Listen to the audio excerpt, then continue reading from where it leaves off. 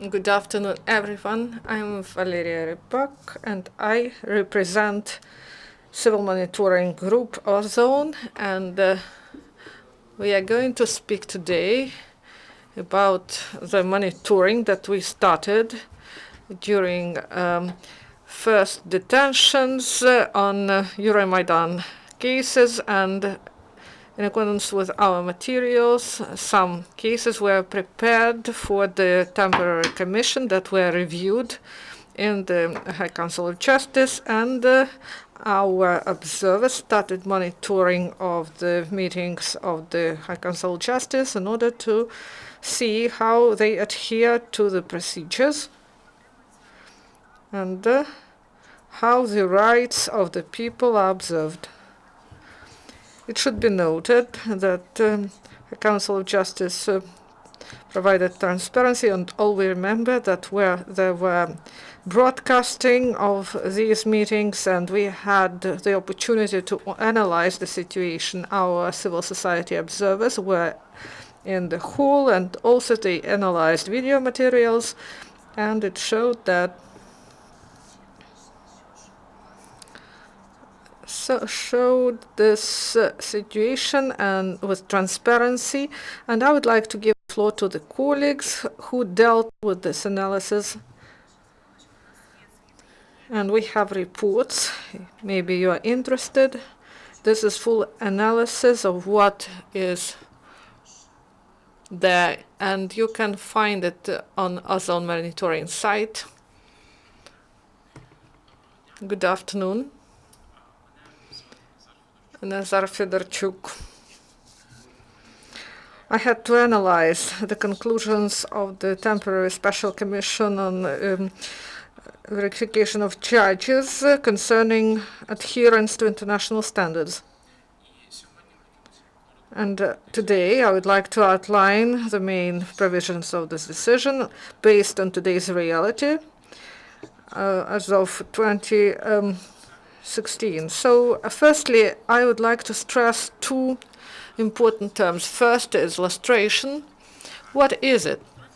Lustration is the cleansing of power in order to defend democracy. Lustration is carried out by abstracting those people who were involved in violation of the rights of people to be in office, and this is a moral cleaning because these officials showed that they are not bearers of European democratic values, and they do not observe human rights. And also one more term, it calls a death from 1,000 cuts. So this is a misfortune because of many minor problems, and it can happen as the result of some minor complications that are during some period and not because of some major reason. And the same situation with the process of lustration today. Do you remember what happened on the 8th of April 2014? That day they adopted the law to restore trust to justice system, and despite this wonderful law, the result of this work are doubtful. And last Friday, in 2016, we see wonderful law, and the changes are introduced to the Constitution of Ukraine. This is a wonderful law concerning the reform of justice system. But as I have concerns that this law will be the same, will have the same fate as the previous one. And in order to clarify the situation with this lustration and reform in the sphere of justice, maybe some rhetoric questions. Do you want that your case be reviewed by a judge who in the past didn't provide medical assistance to a person who had evident injuries right in the court hall? So And if a judge, for example, detained a person, some of your friends, who expressed his ideas somewhere in the square, and do you want that the judges that provide decision based on falsified protocols, and they had the opportunity to deal with the fate of people, and do you understand that these cases were systemic and large-scale throughout the country? That's why we are not speaking about persecution or punishment of these people, as we may see, but there is something bigger. It is the defense of the start of the supremacy of law in Ukraine. In order to cleanse the judges, and we are speaking today about judges, in 2014 a temporary commission on verification of judges was established, and they had many applications on verification of judges, and this vetting was carried for 330 judges, and only 1/5 of these cases were reviewed. And I believe that this is the main problem of the realization of the laws on restitution of faith in judicial power. And abroad they have such a term as reasonable term for reviewing the cases, that this term was not reasonable, and while interpreting natural right in realization of the law based on purposes that were established in 2014. And about the adherence of this commission to international requirements, 5 points. So the first one, this temporary special commission was an independent body that was created, comprised of people who are renowned in our society. Осіб, суддів, в даному випадку, в порушенні прав людини. Це також значна відмінність від класичних люстраційних процесів, де, умовно кажучи, під гребінку всіх, наприклад, за критерієм приналежності до Компартії чи КГБ звільняють. Третє. Обґрунтованість висновків і повнота доказів. Висновки ТСК містили посилання на міжнародні акти і рішення Європейського суду. Можна казати, що вони були достатньо обґрунтованими. Четверте. Були дотримані процесуальні гарантії учасників процесу. Усі судді знали про засідання, судді мали можливість брати у них участь, мали представників своїх і могли оскаржувати ці рішення в суд. І останнє – це досягнення цілей перевірки. Їх є декілька, але одна з них – це є доведення втрати суддею незалежності як ключового принципу будь-якої судової системи. І на сам кінець хочу звернути увагу на такі факти, які це був позитив стосовно того, як себе проявило в ТСК на нашу думку. Тепер щодо тих фактів, які викликають стурбованість. По-перше, станом на червень 2016 року дуже невеликий відсоток з вищезазначених суддів був усунутий від виконання своїх обов'язків. По суті, постійно діючий орган Вищої ради юстиції з штатом співробітників постійним із зарплатами, до речі, цього у тимчасової спеціальної комісії не було, зумів зробити менше, ніж зробив ТСК на громадських засадах в позаробочий час. Друге, ТСК не встановило, це вже закид, можливо, в сторону ТСК певною мірою, не встановила мотиву вчинення цих дій. Так, це могло бути складно. Однак, яка ж справжня була причина втрати незалежності? Це були вказівки, чи це було втручання в діяльність суддів, чи, можливо, з якихось інших причин? Це питання залишилось без відповіді на сьогоднішній день. Знову ж таки, нагадую, пройшло більше 2 років. Третє. Стандарт доведення. Знову ж таки, це притаманно для міжнародних правових систем, однак в Україні цього немає, і немає в ТСК, не було і немає у ВРЮ. Тобто на який стандарт доведення повинні орієнтуватися члени ВРЮ, коли доводять порушення присяги суддями? Питання залишається відкритим. Четверте. Оскільки уже через півроку жоден суддя не притягнутий, практично невелика кількість суддів притягнуті до дисциплінарної відповідальності, і через сплив строку давності залишається незрозумілим дублювання і повторний перегляд Вищою радою юстиції висновків ТСК. І враховуючи, що вже через півроку термін притягнення давності притягнення суддів до дисциплінарної відповідальності спливає, а залишається питання більше навіть менеджерського характеру. Так, якщо Вища рада юстиції знає про те, що їх чекає 331 справа, так, вони про це знали на початок, коли їм справи почали передавати, і знали, що підходить термін, так. Мабуть, важливо організовувати роботу таким чином, щоб встигнути це зробити і асигнувати відповідну кількість ресурсів для того, щоб цю справу завершити вчасно. І п'яте, насамкінець, як я вже зазначав, будь-які терміни і строки повинні бути розумними. На жаль, ТСК була створена на той термін, який я особисто не можу вважати розумним з об'єктивних причин. І те саме ми зараз бачимо з змінами у Конституції, в перехідних положеннях також з'являються терміни. Чи можна їх вважати розумними? Питання є відкритим. Дякую.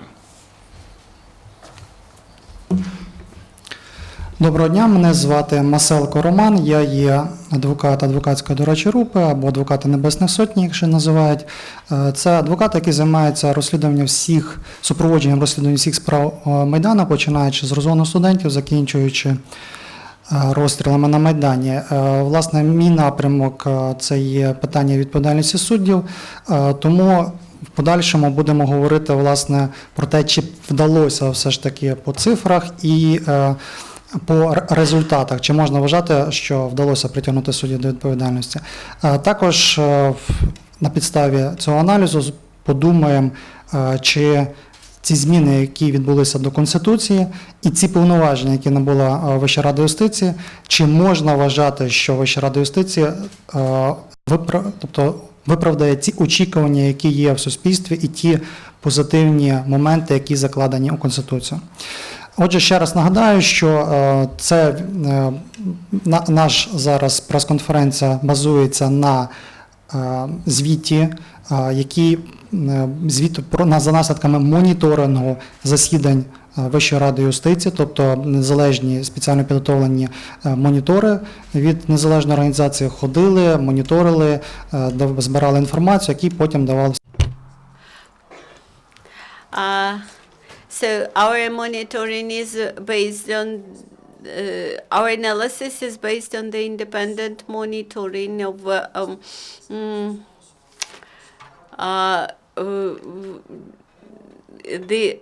the Council of Judges Regions. So the decisions were made as to 159 judges, and about 60% of them, the decision was made that they were guilty in violation of oath. As to another 16 people, which is 40%, such decision was not made because the facts were not confirmed. So the High Council of Judges decided that only 60% of decisions were right. And only about 8 persons, about 8 judges, will have presidential decree that they should be dismissed. All the rest of judges appealed the court decision to court. As of today, the procedure of dismissing Maidan judges, so to say, is not finished, and many of them still have the possibility to remain employed. The council also reviewed 41 verdicts within 8 months. There would be 260 another cases to be reviewed by the Commission, and it has to do this within next 8 months. If they will keep with the similar pace which with the previous, then another maybe 50 cases will be reviewed, while others will be prevented from bearing any responsibility because the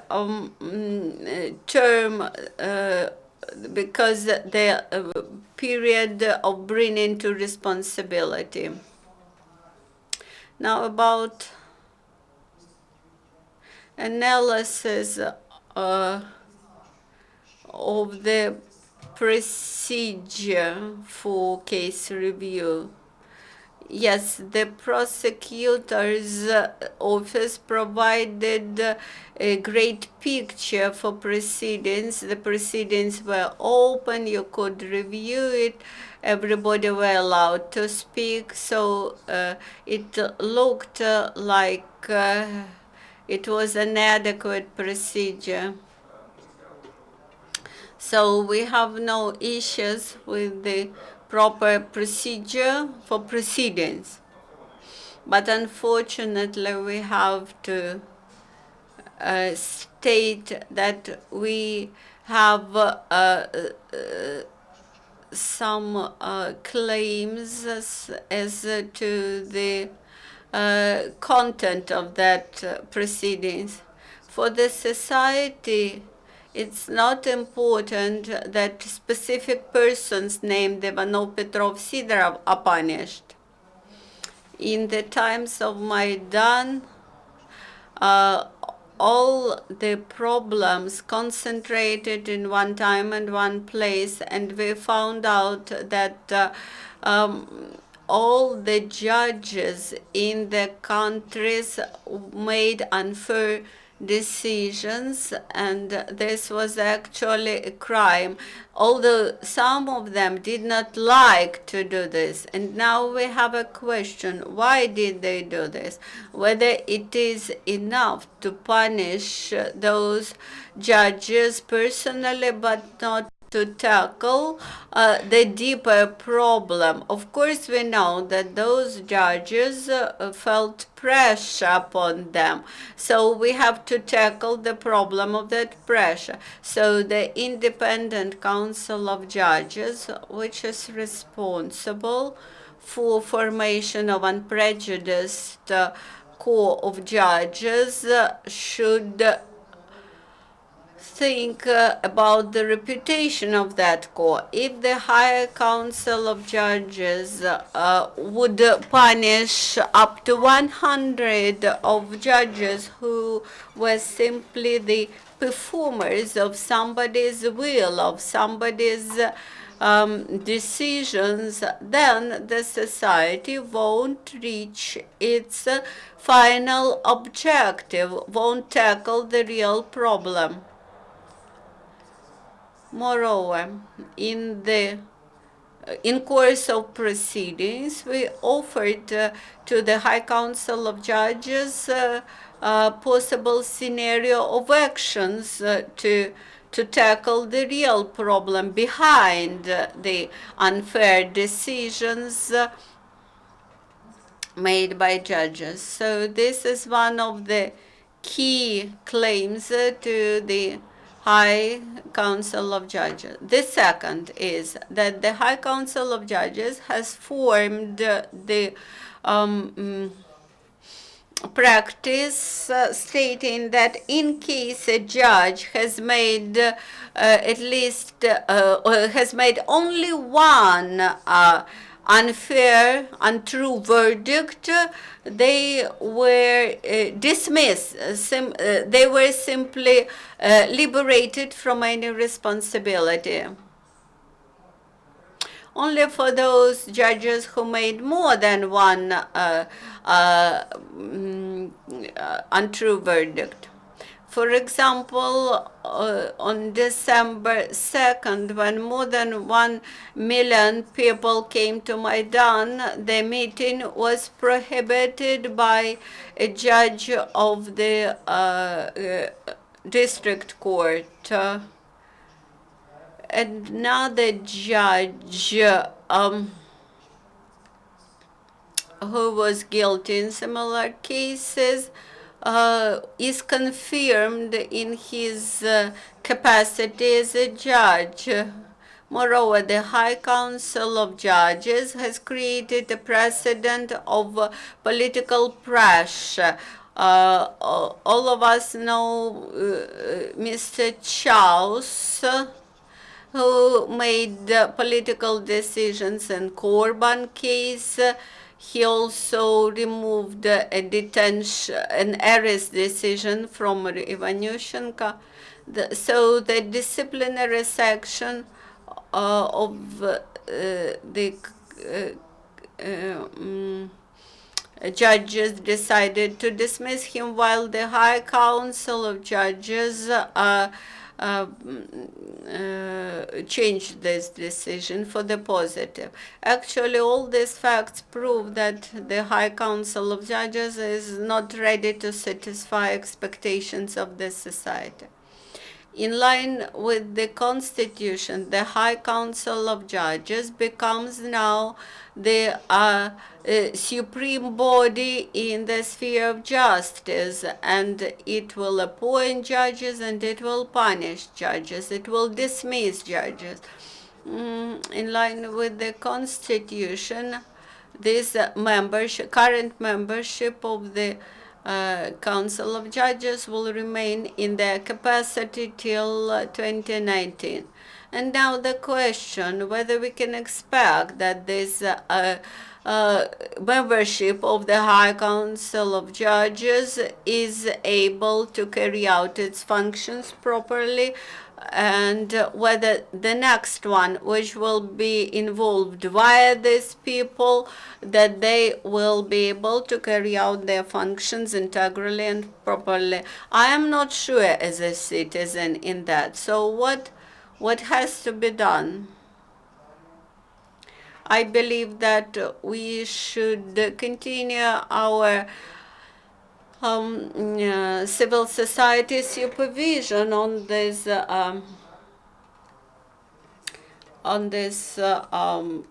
process. From the moment when society stops to pay attention to anything, then the adversive process immediately starts. That's why we should proceed to make pressure, civil societal pressure on those people. The second